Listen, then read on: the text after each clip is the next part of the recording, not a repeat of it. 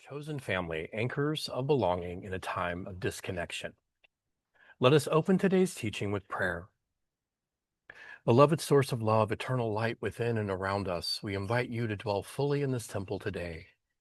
We call upon our Guru, the Council of Light, our ancestors and guides who walk with us. May every heart who hears this message feel safe, seen, and remembered. May this temple be more than a gathering. May it be our home. Om Namah Shivaya. Om Guru Om. So we live in an age of constant contact, devices buzzing all the time, feeds refreshing, messages flying, and yet never before have so many confessed, I feel alone. I hear it every day in my psychotherapy practice. I hear it from friends. I hear it from family. I'm so lonely. I feel so alone. Loneliness has become one of the deepest epidemics of our time. Families fractured, trust betrayed, friendships that once anchored us have even drifted away. And many wander through life with this ache. Where do I belong? Who are my people? Who will anchor me when the waters rise? This ache is not weakness, it's holy. It's the soul remembering its purpose.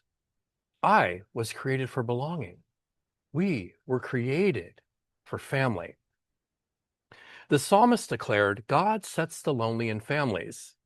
And Guru Nityananda reminds us that the heart that is pure sees all beings as its family. So I ask you, when have you felt that ache most deeply? And in those moments, who or what has anchored you? So family is not limited to bloodline. There is another family, a soul line. Chosen family are the ones who become our anchors. They steady us in the storm, tether us to the truth, and remind us of who we are when we forget. Jesus said, whoever does the will of God is my brother and sister and mother. And Rumi sang, not of the East, not of the West. I am the friend of the friendless, the kin of the stranger.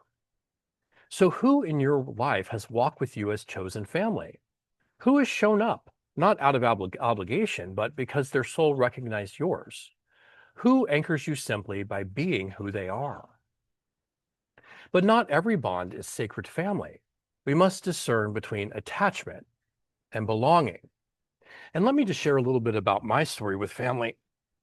Family is complicated. Blood family is very complicated. And even chosen family can be very complicated.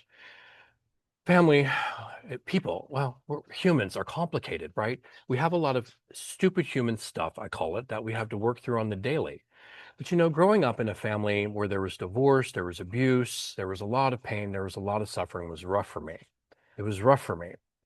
And I had my church family until I didn't anymore, until they told me I was sinful and going to hell because of who I was. And so I lost that family. I had my dance family. I started dancing at age 11, which was actually really beautiful. I had a good friend who's no longer with us. He's up in heaven, but he got me to start taking some tap classes with him, Ron Stewart. And we would take tap and jazz every day after school. And it was beautiful because by the time I got home, my stepfather was passed out and I didn't get beat. And that was really nice. That was a nice change to not get beat up at the end of my day. And so I started dancing and I actually had a full career as a professional dancer. It was really beautiful. And, it was those people were, I think, my first chosen family that loved me for all of me. They loved me regardless of my sexual orientation. They loved me regardless of my gender, regardless of anything that I believed. They loved me, right? And we were there, blood, sweat, and tears together, all the way through high school and college, and still to this day, those people are still my friends and we are still closer than ever, even though we live some worlds apart, right? And it's just so beautiful. And my family, we've had it rough. We've had a lot of stuff to work through, and thank God for my recovery, for my addiction, and the 12 steps, which really helped me to sort through a lot of my pain and a lot of my resentment. And today I have beautiful, beautiful, beautiful relationship with my blood family. My chosen family over the years has changed and it's shifted, and even recently it's gotten smaller and smaller. The more we raise our vibration, the the smaller our families tend to be, but the more special they are, right? And it's really beautiful. So let's get back to looking at attachment and belonging. So attachment says, don't leave me. I can't survive without you. It's fear-driven. It's fragile. It's like trying to boat to another drifting ship. Doesn't really work very well, right? Belonging, it says, I see you. You are free. You are sovereign. And yet, even in your freedom, we are moored together in love. It is steady. It is spacious, like anchoring into bedrock beneath the waves. Chosen family is never about possession. It's about presence. The Tao Te Ching says, true words are rooted. They do not blow away. True bonds are steadfast. They do not break. Guru Muktananda taught, love everyone as your own. And this love is your liberation. So reflect with me. Where are you holding someone tightly out of fear rather than loving them freely out of trust? And what relationships in your life feel like true anchors of belonging rather than fragile ties of attachment? So then, how do we build a chosen family, and how do we weave anchor line strong enough to hold us through the storms of life, through the stupid human stuff? First, invitation.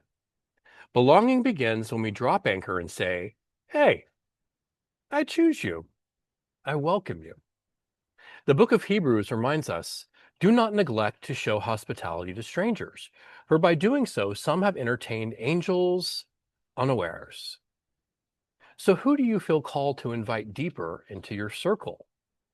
I remember something beautiful that my mother taught me growing up was that our guests are to be treated like royalty, as all of us are kings and queens in this family, and so are our guests. The guests don't get the crappiest towels or the smallest portions. The guests get the better towels than we get. They get all the good stuff. I was like, Mom, why are you giving that guy those? I want that blanket for my bed. She's like, no, our guests are special. We treat our guests like royalty. They're going to get the special blanket because they're going to be here for just a limited time, right? And we want our guests, when we go out into the world, to treat us the same way, right? I've been to homes of friends who have given me their bed to sleep in, and they've slept on the couch. And I was like, what is the matter with you? And now I understand. Now that I'm a little more higher vibrational, I understand, right? So beautiful. Okay, number 2, covenant. Anchors hold because they are grounded. Kinship grows strong through shared values, honesty, respect, devotion. The Bhagavad Gita tells us, better indeed is knowledge than practice. Better than knowledge is meditation. But better still is surrender. For with surrender comes peace. So covenant is shared surrender. What values ground your chosen family? What values do you share? And third is practice. Belonging, it's not abstract, it's embodied in rhythm. Meals shared, prayers whispered, laughter ringing, mantras sung together, yoga. The book of Acts says they devoted themselves to the teaching, to the fellowship, and to the breaking of bread and to prayer. So what rhythms could you create to anchor your chosen family? Fourth, repair. This is a big one, because storms will come, even in chosen families, I promise you. Anchor lines may fray, and chosen family endures because we return to repair, truth, forgiveness, and coming back. Rumi says, out beyond ideas of wrongdoing and right doing, there is a field. I'll meet you there. So where might you need to mend an anchor line in your life? There were many seasons when I felt adrift, unmoored, and utterly alone, especially in active addiction. But again and again, chosen family appeared. Brothers and sisters who carried me, soul kin who tethered me when I could not stand. Aeon, my beloved, who anchors me in every storm. And you, here in this temple, you are my chosen family too. You are my anchors, and together we anchor one another. The Upanishads declare the capital S self is not separate. He who sees all beings as his own capital S self, and his own capital S self in all beings, never turns away. And Guru assures us, where love is true, family is eternal. So I ask you, who has been chosen family for you in unexpected ways? And have you told them what their anchoring presence means to you? Beloved family, who are your anchors? Who steadies you? And who do you steady in return? Chosen family, it's not just received, it's created, it's tended, it's chosen again and again and again. The Prophet Muhammad said, "The believer is like a building. Each part strengthens the other." And Guru affirms, "Serve your brothers and sisters, and in service is your anchor to God." So what is one action you can take this week to strengthen the anchor lines of belonging? And how can you be an anchor for someone who feels unseen, unmoored, or forgotten?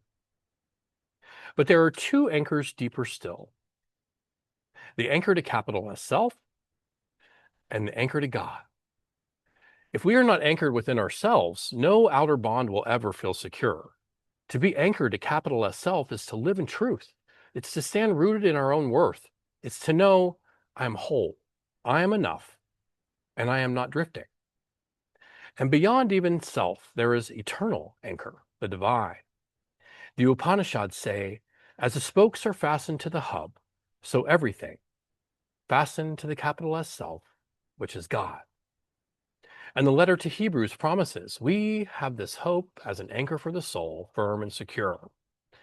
This is the anchor that steadies us through death and through life, through gain and through loss, through joy and through sorrow. The anchor of God is the chain that never rusts, the weight that never drifts, and the presence that never leaves. So I ask you, am I anchored in myself? Or do I look to others to keep me steady? Where do I feel my anchor to God most strongly? In silence? In prayer? In union? Or in nature? And how can I renew my anchor to capital S self and God this week? Let us close with prayer. Beloved one, you are the ground, the bedrock beneath the waters. You are the true anchor of our souls. Anchor us in ourselves, that we may stand in truth and wholeness. Anchor us to you, that no storm can shake us, and no tide can sweep us away. Anchor us in chosen family, that together we may be safe harbor for one another. May our temple shine as an anchorage to capital S self, to God, and to each other. And so we affirm, I am anchored in my capital S self. I am anchored in my God. I am anchored in my family, and I anchor others in love. Om Namah Shivaya, Om Guru Om, Amen, Aho, Ashe.